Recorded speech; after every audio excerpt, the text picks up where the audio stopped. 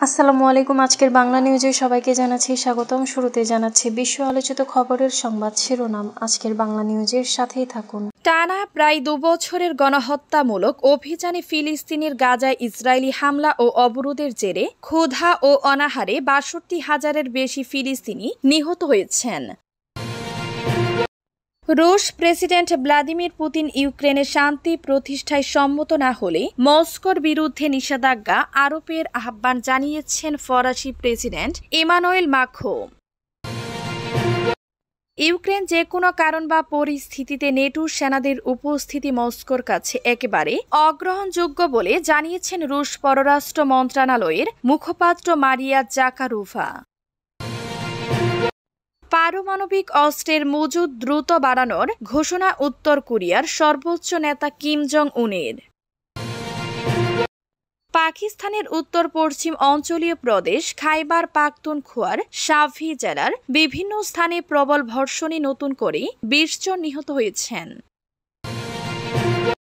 বিএনপির সিনিয়র যুগ্ম মহাসচিব রুহুল কবির রেজভী বলেছেন, নির্বাচনী রোডম্যাপের অপেক্ষায় বিএনপি। এতক্ষণ শুনছিলেন বিশ্ব আলোচিত খবরের সংবাদ শিরোনাম, এবার বিস্তারিত।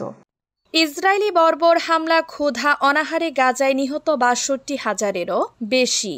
টানা প্রায় 2 বছরের গণহত্যামূলক অভিযানে ফিলিস্তিনির গাজায় ইসরায়েলি হামলায় ও অবরোধের জেরে ক্ষুধা ও অনাহারে ৬২,০০০-এর বেশি ফিলিস্তিনি নিহত হয়েছেন।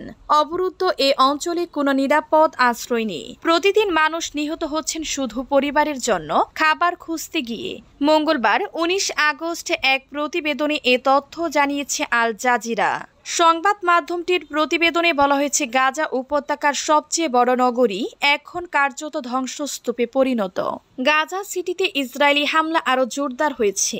শহরটি দখল করে হাজার হাজার মানুষকে দক্ষিণে তথাকথিত কনসেনস্টন জোনে সরিয়ে নিতে চাইছে ইসরায়েল। সোমবার ভোর থেকে হামলায় অন্তত ৩০ জন নিহত হয়েছেন। এর মধ্যে ১৪ জন ছিলেন সাহায্য প্রত্যাশী।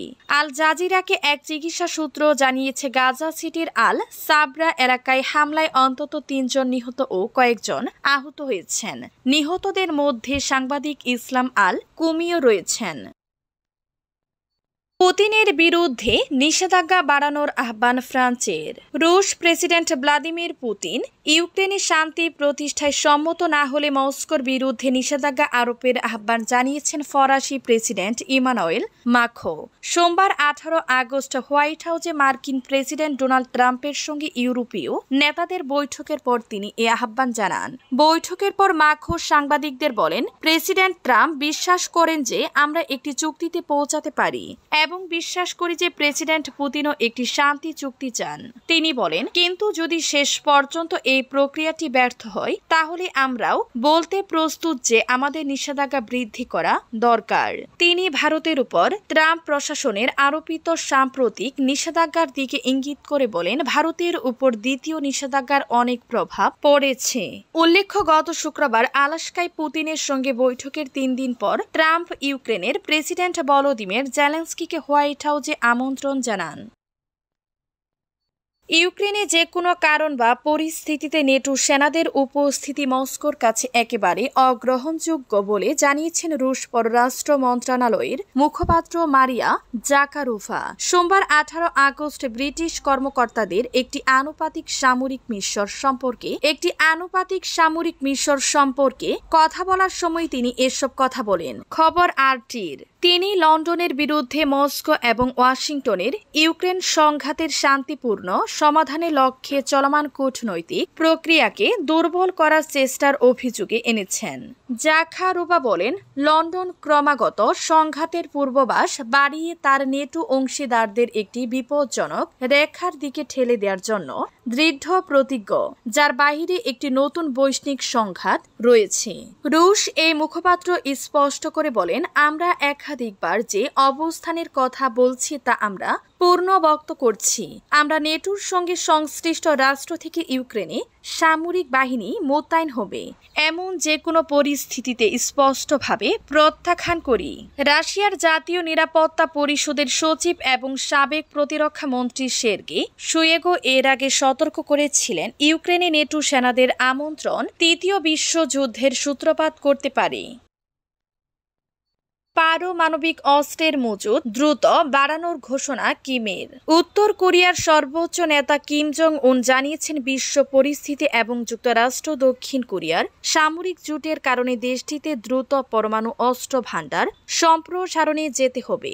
বার্তা সংস্থা রয়টার্সের প্রতিবেদন অনুযায়ী রবিবার 18 আগস্ট নতুন নৌ ধ্বংসকারী জাহাজ চো হিয়ন পরিদর্শনের সময় এবং যুদ্ধ জাহাজের অস্ত্র ব্যবস্থা সম্পর্কে বিস্তারিত প্রতিবেদন হাতে পেয়ে এই ঘোষণা দেন তিনি। কোরিয়ার সেন্ট্রাল নিউজ এজেন্সি কেসিএনও কিমের উদ্ধৃতি দিয়ে জানিয়েছে, যুক্তরাষ্ট্র দক্ষিণ কোরিয়ার সামরিক সহযোগিতা এবং শক্তির প্রদর্শন যুদ্ধে জড়াতে তাদের অভিপ্রায়ের সবচেয়ে স্পষ্ট বহিঃপ্রকাশ। কিম বলেন, পরিস্থিতির পরিবর্তনে উত্তর কোরিয়াকে সামরিক তন্ত্র ও অনুশীলনে আমূল্য পরিবর্তন আনতে হবে। পাকিস্তানে বৃষ্টিপাত অব্যাহত, নতুন করে নিহত 20। পাকিস্তানের উত্তর পশ্চিমা অঞ্চলে প্রদেশ খাইবার পাখতুনখোয়ার শাভি জেলার বিভিন্ন স্থানে প্রবল বর্ষণে নতুন করে 20 জন নিহত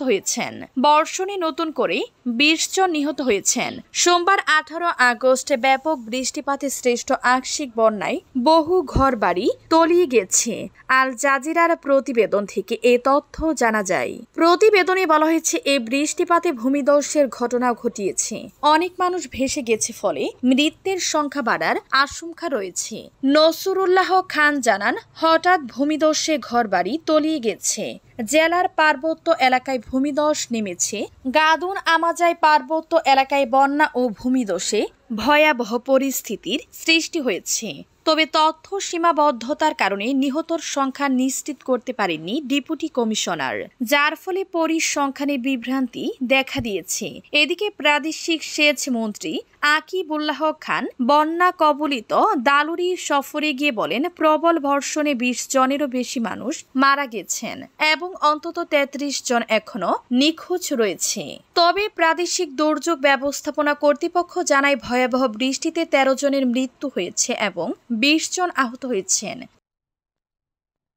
নির্বাচনী রোড ম্যাপের অপেক্ষায় বিএনপি, জানিয়েছেন রেজভী।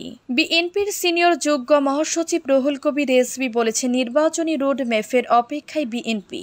রাজনৈতিক বিবেচনায় যেসব ভোট কেন্দ্র করা হয়েছে সেগুলো বাতিল করে ভোটার বান্ধব কেন্দ্র হতে হবে। ফেসিবাদের আমলে যেসব কেন্দ্র হয়েছে সেগুলো উদ্দেশ্য প্রণোদিত।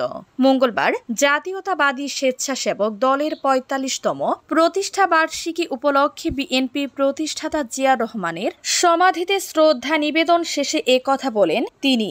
রেজভী বলেন, অবাধ সুষ্ঠু নির্বাচন আয়োজনের জন্য ভোটার যেন নির্বিঘ্নে কেন্দ্রে আসতে না পারে সে ব্যবস্থা করতে হবে সরকারকে।